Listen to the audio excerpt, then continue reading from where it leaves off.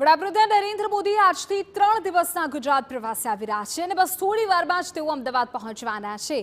CM Bhupendra Patel, મંત્રી Jagdish Panchal PM મોદીનું સ્વાગત કરશે એવી માહિતી અત્યારે મળી રહી છે। અમદાવાદથી તેઓ સીધા વડસર એરફોર્સ સ્ટેશન જશે અને ત્યાં નવા ઓપરેશન કોમ્પ્લેક્સનું પહેલા ઉદ્ઘાટન કરશે અને ત્યારબાદ તેઓ રાજભવન જશે, જ્યાં સાંજે 6 વાગે સોમનાથ ટ્રસ્ટની વાર્ષિક બેઠક 123મી વાર્ષિક બેઠકની તેઓ અધ્યક્ષતા કરશે। બેઠકમાં ટ્રસ્ટની કામગીરીની સમીક્ષા કરશે અને મંદિર વિકાસના કાર્યોને લગતા પ્રશ્નોની ચર્ચા પણ થશે।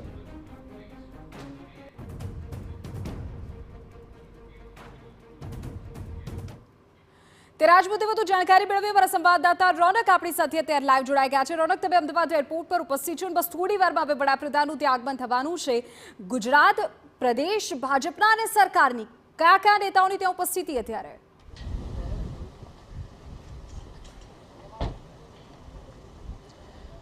जी बिल्कुल, થોડીક જ વારમાં વડાપ્રધાન નરેન્દ્ર મોદીના ગુજરાત પ્રવાસની શરૂઆત થવા જઈ રહી છે અને આ પ્રવાસ મહત્વનો છે અને મહત્વનો એટલા માટે છે કે સતત ત્રીજી વખત વડાપ્રધાન બન્યા બાદ નરેન્દ્ર મોદી પ્રથમ વખત ગુજરાત પ્રવાસે આવી રહ્યા છે અને આ જ મોકાને એ ચાહે પ્રદેશ ભારતીય જનતા પાર્ટી હોય કે ચાહે અન્ય વિભાગો હોય એ ખૂબ મહત્વનો બની રહે તેવા પ્રયાસો કરવામાં આવી રહ્યા છે। આપ સીધા જ દ્રશ્યો જોઈ રહ્યા છો મારી પાછળથી કે જે અમદાવાદ એરપોર્ટના છે કે જ્યાં આગળ થોડીક જ વારમાં વિશેષ વિમાન મારફતે વડાપ્રધાન છે તેઓ અહીંયા પહોંચશે અને અહીંયાથી એરફોર્સના હેલિકોપ્ટર મારફતે તેઓ વડસર જે નવીન કોમ્પ્લેક્સ તૈયાર કરવામાં આવ્યું છે, જેનું ખાતમુહૂર્ત પણ જે તે સમયે વડાપ્રધાન નરેન્દ્ર મોદીના હસ્તે જ કરવામાં આવ્યું હતું, તે નવીન કોમ્પ્લેક્સનું નિરીક્ષણ કરશે, લોકાર્પણ કરશે અને ત્યારબાદ તેઓ સીધા જ વડસરથી જે રાજભવન છે ત્યાં જવા રવાના થશે। તે તમામની વચ્ચે આપ દ્રશ્ય જોઈ રહ્યા છો, ગુજરાત સરકારના ઉચ્ચ અધિકારીઓ હોય તેઓ અહીંયા પહોંચ્યા છે, ગુજરાત પોલીસના જવાનો છે તે પણ સમીક્ષા કરી રહ્યા છે।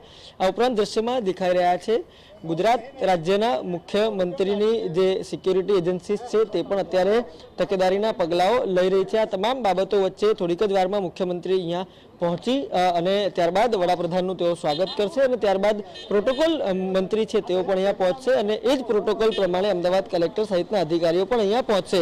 આજે રાજભવન પહોંચ્યા બાદ જુદી જુદી બેઠકોમાં તેઓ હાજરી આપશે, જેમાં મહત્વની બેઠક તરીકે જે સોમનાથ મંદિર છે તેની જે વાર્ષિક બેઠક છે તેમાં પણ તેઓ હાજરી આપશે। આ ઉપરાંત જે અન્ય 2 બેઠક છે તે પણ તેઓ લેશે। આ ઉપરાંત આવતીકાલે જે મહાત્મા મંદિર ખાતેનો કાર્યક્રમ છે તેમાં પણ તેઓ હાજરી આપશે। ત્યારબાદ વડાપ્રધાન નરેન્દ્ર મોદીનો સ્વપ્ન સમૂહ પ્રોજેક્ટ એટલે કે મેટ્રો પ્રોજેક્ટ, આ મેટ્રો પ્રોજેક્ટ સેક્ટર 1 થી તેઓ શરૂ કરાવીને જે ગિફ્ટ સિટી અને અમદાવાદ સુધી પહોંચશે તેની પણ તેઓ શરૂઆત કરાવશે। આ પ્રવાસ એટલા માટે મહત્વનો છે કે તેઓ ખુદ મેટ્રોમાં મુસાફરી કરશે અને સ્થાનિક લોકો પાસે ચર્ચા કરશે, તેમના મંતવ્યો જાણશે।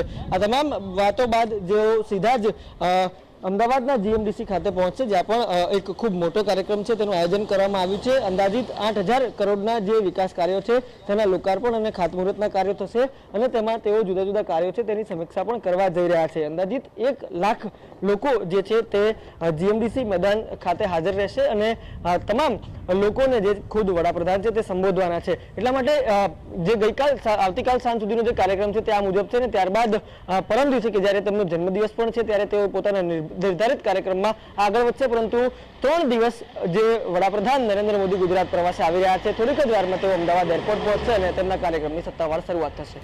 ઓકે રોનક, આગળ પણ આપની પાસેથી અપડેટ મેળવીએ છીએ। અમારા સંવાદદાતાએ જાણકારી આપી તે અનુસાર બસ થોડી વારમાં વડાપ્રધાન પહોંચશે, પહેલા સિક્યુરિટીને લઈને તમામ વ્યવસ્થાઓ પૂરી થઈ ગઈ છે।